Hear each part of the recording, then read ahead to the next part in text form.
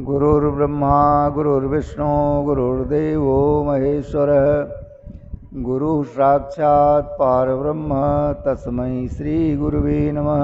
शान्ताकारं भुजगशयनं पद्मनाभं सुरेशं विश्वाधारं गगनसदृशं मेघवर्णं शुभांगं लक्ष्मीकान्तं कमलनयनं योगिभिर्ध्यानगम्यं वंदे विष्णुर्भवभयहरं सर्वलोकैकनाथं।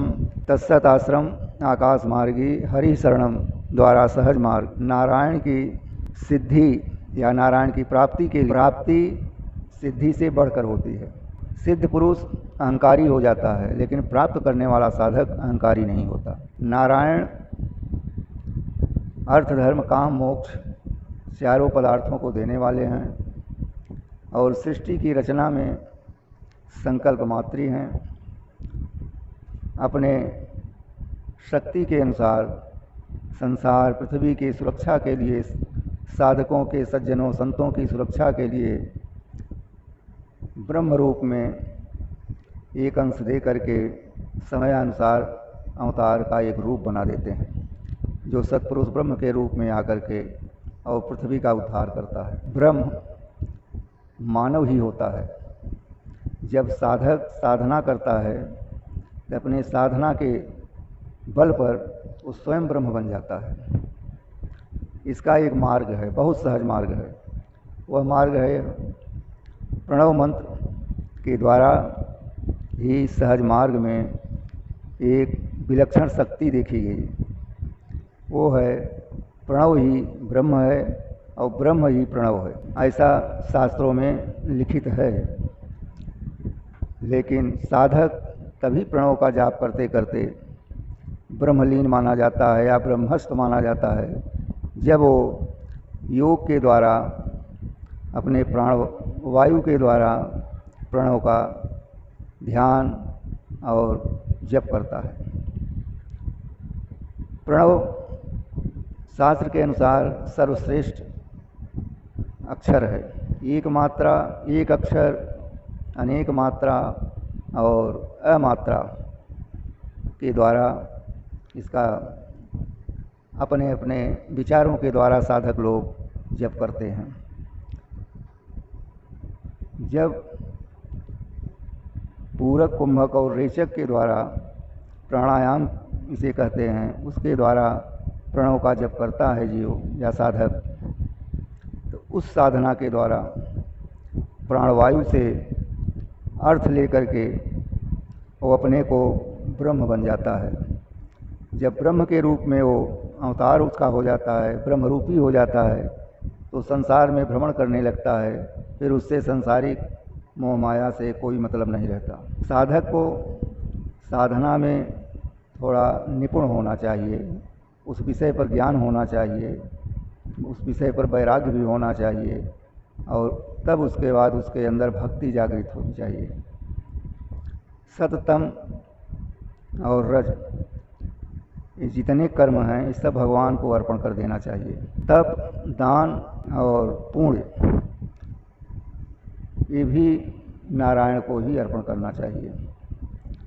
जब जीव या साधक साधना के समय इन भावों का अर्थ लेकर के और प्रणव का जाप करता है, तो ब्रह्म के रूप में होकर के मोक्ष पद को प्राप्त करता है। बहुत साधारण बात है।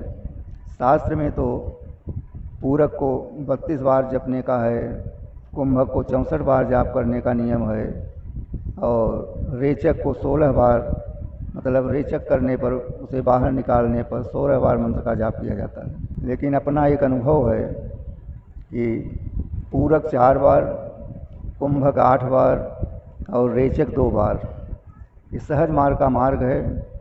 जिस मार्ग के द्वारा मुझे अनुभूति मिली है, उस मार्ग को हम सहजता से सबको बताने के लिए तत्पर हैं। और हम ही नहीं, शास्त्र भी कहता है कि सतयुग में कर्म कुछ ऐसे थे, त्रेता में कुछ ऐसे कर्म थे, और द्वापर में कुछ ऐसे कर्म थे, लेकिन कलयुग में उन्होंने सबको हटा करके केवल नाम जप का ही महत्व दिया है।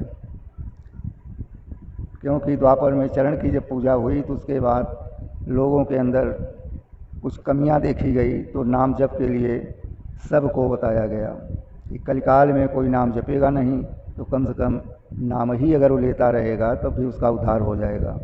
क्योंकि धर्म हमारा अध्यात्म कहता है कि सुबह दोपहर शाम केवल 2 बार नाम ले लिया जो जीव या जो साधक, उसे पुनरागति नहीं होती। इतनी बड़ी शक्ति है। और जो साधक कुछ समय तक अपने जीवन को साधना में लगाए रहते हैं तो उन्हें तो मुक्ति मिलनी ही है। वो मोक्ष का मार्ग पा जाता है, उस मार्ग में उसे बाधा नहीं पड़ती, ऐसा शास्त्रों में लिखित है। तो अगर मार्ग में बाधा न मिले तो साधक अपनी साधना को बड़े आराम से पूर्ण कर लेता है। लेकिन कलयुग में निर्णय नहीं हो पाता कि किस तरीके से हम नाम लें, कि नाम लेने मात्र से इस संसार सागर से पुनरागति न हो, फिर नया ना हो, पुनः जन्म लेना न पड़े और सदैव के लिए हम नारायण के धाम सतधाम में पहुंच करके उनकी सेवा में अपने जीवन को लगा दें। वेदांती लोग तो सबको ही भगवान मानते हैं। हर जीव भगवान है, ब्रह्म है। त्रेता में विश्वामित्र जब भगवान राम को लेने आए तो दशरथ जी ने यही कहा कि जितने संत आते हैं, वेदांती आते हैं, सबको ब्रह्म ही बता देते हैं। इससे चरितार्थ होता है कि वेदांती लोग सबको ब्रह्म ही रूप में देखता है। तो हमें भी हर जीव को ब्रह्म के रूप में ही देखना चाहिए। इसी को थोड़ा सरल करके तुलसी बाबा ने लिखा कि सिया राम मैं सब जग जानी, करहु प्रणाम जोर जुग पानी।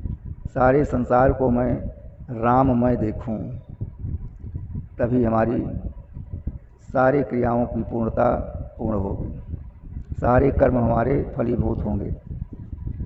तो साधना कठिन भी है, हर जीव कर नहीं पाता, लेकिन सहज मार्ग के द्वारा इस तत्सत आश्रम आकाश मार्गी हरि शरणम सहज मार्ग के द्वारा जो रास्ता बताया जा रहा है, इसका अनुकरण करने वाला साधक अपने साधना में पूर्ण हो जाएगा। कोई रास्ते में उसे बाधा नहीं पड़ेगी। इसलिए नारायण की भक्ति सर्वोपरि है, ये पूर्ण ब्रह्म है और नारायण की ही पूजा जप ध्यान प्रणव का जाप भी नारायण ही के लिए है और नारायण ही प्रणव है, वही पूर्ण ब्रह्म है। श्रीमन नारायण नारायण नारायण।